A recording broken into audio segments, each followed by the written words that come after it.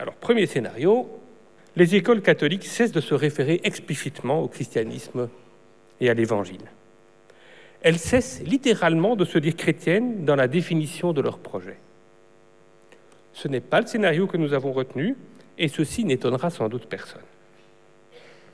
Nous devons assumer notre histoire et notre passé, résister à la tentation de la table rase et au péché d'orgueil qui nous conduirait à penser que chaque génération peut se construire à partir d'elle-même, sans rien ne devoir ni au passé, ni à ceux qui nous ont précédés, ni à la culture qui nous a vus naître et grandir. Dans l'acte d'éduquer, se joue toujours quelque chose de la transmission d'une culture dont la religion constitue une des composantes. J'essaie de revenir au... Voilà. Deuxième scénario, la reconfessionnalisation. Donc, dans cette hypothèse, les écoles catholiques se recentreraient sur leur identité confessionnelle, sans considération pour le pluralisme des publics qui s'est développé à l'intérieur des écoles. C'est le scénario de l'école catholique, par les catholiques, pour les catholiques. Si, comme le disent certains, cette option est théologiquement défendable, elle n'est pas compatible avec un enseignement catholique de masse qui est doté d'un statut de service public fonctionnel. Dans un tel scénario, le risque serait grand que, dans la réalité, la sélection selon le caractère confessionnel se confonde avec une sélection selon l'origine sociale.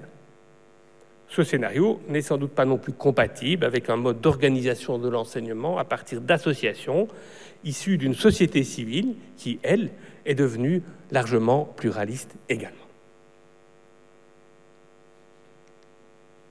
Troisième scénario, la réduction de la référence chrétienne aux valeurs.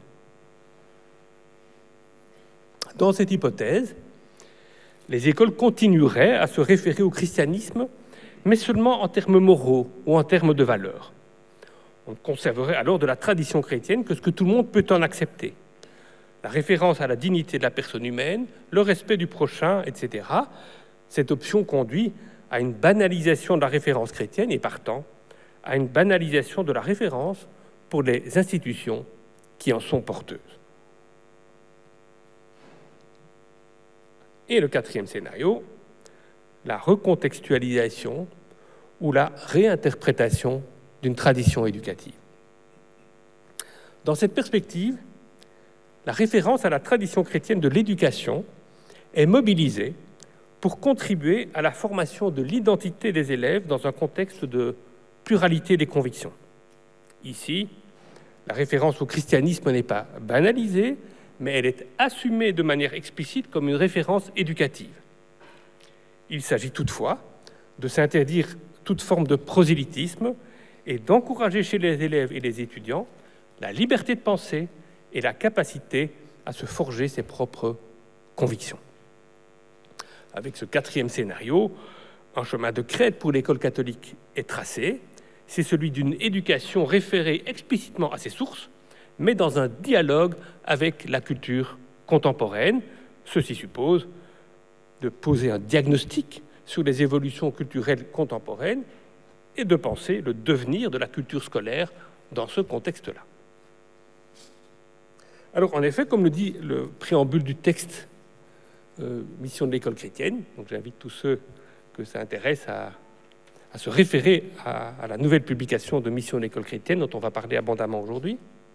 Donc, comme le dit le préambule de ce texte, chaque génération est invitée à se réapproprier les intuitions fondatrices du projet éducatif, à les confronter aux défis de son époque, à les réinterpréter dans un contexte en mutation.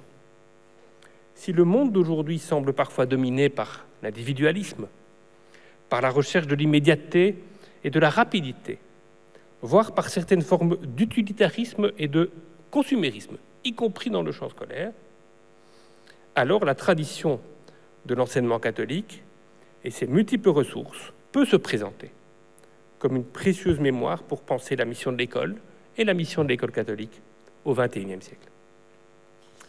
Hiérarchiser les savoirs, les compétences et les aptitudes les plus essentielles. Prendre le temps nécessaire aux apprentissages et à la concentration. former des personnalités capables de ressentir, de juger, d'agir avec les autres sans les instrumentaliser. Devenir un homme ou une femme capable de se tenir debout, de vivre avec autrui. Apprendre à se décentrer de soi-même et à s'ouvrir à plus grand que soi, prendre soin ensemble de la maison commune. Voilà l'essentiel.